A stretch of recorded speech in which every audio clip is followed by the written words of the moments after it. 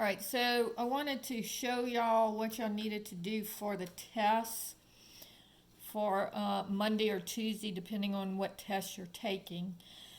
So first of all, when you come into your algebra class, you're going to see a new tab on the side that says quizzes.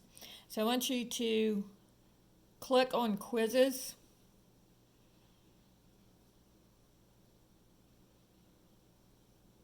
And then you'll see Math Exam 3, and some of y'all, it will say not available until May 4th. Some of you, it will say not available until May 5th, depending on what day you take it.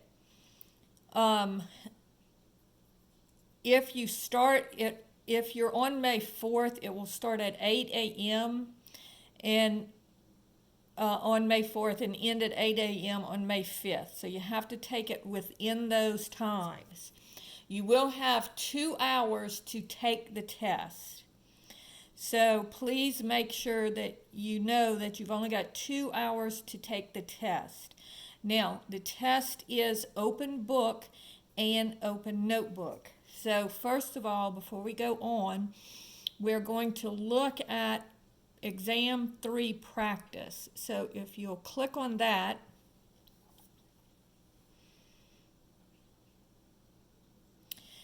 now, up here at the top, it says this is a short quiz so that you can experience and see the types of questions for Exam 3 in Canvas, what the exam will be like. This is an opportunity for you to learn how to type in your answers. Please be aware that not all questions are automatically graded and will be graded by your instructor. This quiz does not count towards your grade. None of these questions will be on your actual exam.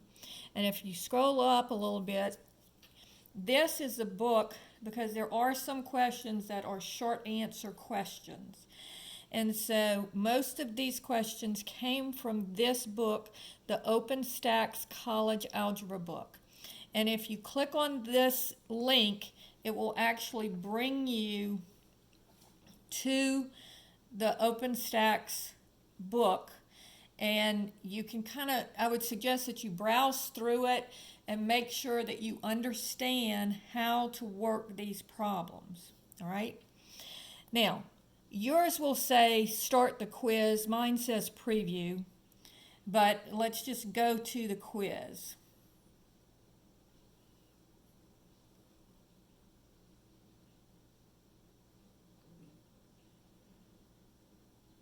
So I would suggest that you go to the OpenStax Algebra book and kind of look through it and make sure that you know what to do and where to go to find answers to some of the questions. And this test is open book, open notebook, open everything. So you can look up whatever you need to look up, but you do only have 2 hours to take the quiz. Now, once you get into the quiz, I wanted to show you a couple of things about the quiz. Now, you know how when you're in Hawks and you have the keypad on the side and if you need to type in square root or if you need to type in fractions or something like that, well, the keypad for this application is this little square root symbol. So if you click on the little square root symbol, it comes up and it says insert math formulas. And then on your computer, it will have the square root button, and my computer is going very, very slowly. But it'll have the square root button. It'll have where you can do x squareds, and it'll have, like, if you have to do the log to the base 3, you would type in the word log, but there's a thing where you can do the base 3 lower. Yeah, and this is what happened on my Kindle as well. This is on an iPad, so it doesn't actually have the right, well, let's see, maybe if I click here. Here it is, right here. All right, so you see, here is if you want to say a square root. Here's for your fractions. Here's for if you want to say x squared. And this is the key here that you would use for log to the base 2. And this would be like if you're doing the cube root of x, of 5 or something like that. So this is fractions, square roots, exponentiation. The base for the log is here, and then any kind of other root is here. And of course, then here's pi. So it's everything that you have on your keypad, and this is where you were going to find it. It's right here on this little square root symbol. All right, so now we'll go to question 2. And on here, now I will be able to see what you do. So if you mess this up, it's not too much of a problem.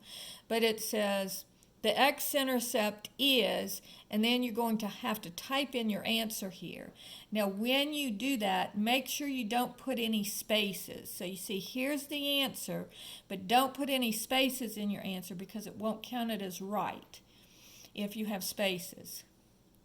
Then right here on question 3, this is just to show you that in some of the problems, the answers have more than one true answer. So don't just read the answers and go, hey, I know that this one is true, so I'll just go on to the next question. So on this one, you'd have to actually hit 3 answers that are true. All right? And then the other questions are to show you that there will be some short answer questions. Now these questions won't be on the test, these specific questions. But it says, what is the fundamental difference in the algebraic representation of a polynomial function and a rational function? And so here you would have to type in what you think is the difference between a polynomial function and a rational function. And then here, explain why the values of an increasing exponential function will eventually overtake the values of an increasing linear function. And then they have some regular problems. All right, so, and here if you have selections, then you have to check one of them, okay? So this would be roses are red and violets are blue, okay? And then this one is just a true or false, so you have to either select it as true or select it as false, okay? So those are the types of questions that you're going to have that are a little bit different on the test. And it will be in Canvas. So again, let's go back to quizzes. So on either Monday morning or Tuesday morning, you are going to, actually, let me just hit back, see if it'll go back. This is so slow, I'm sorry. But you'll just click on the test and it will open up the test, and I'll email this to you, but the password to get into the exam is exponential, and it's with a capital E. And so here, and again, I just have preview, but yours will say, you'll say start the test. It'll ask you for the password, and once you type in the password, you will have 120 minutes to complete the test. All right? Now, when you complete the test, please go to assignments. And under assignments, at the very top, you're going to see work for test 3. All right? And so if you click on that, then you can take pictures of all of your work and you can upload it to that work for test 3. So that way I can see what your work is that went with the answers that you gave for the questions. All right. Now some of them, of course, will have work, and like the short answer questions won't have any work. So just send me the work and make sure that you number it so that I can find your work. It would be best if you do it in order, But if you have it a little bit out of order, I will go and look for the work. So like if you have work for question number 3, maybe say it's on page 2. So just put problem number 3, work on page 2 or something like that if it's not in order. All right? And so those are the directions for to get the maximum number of points that you can on this test. Now I will be uploading the videos for the practice test, and I will have conferences both tomorrow and on Friday just to make sure that everybody gets all of their questions answered. However, I am doing the videos for all of the questions on the practice test that I sent you. So if you have any other questions, please email me and let me know what those questions might be.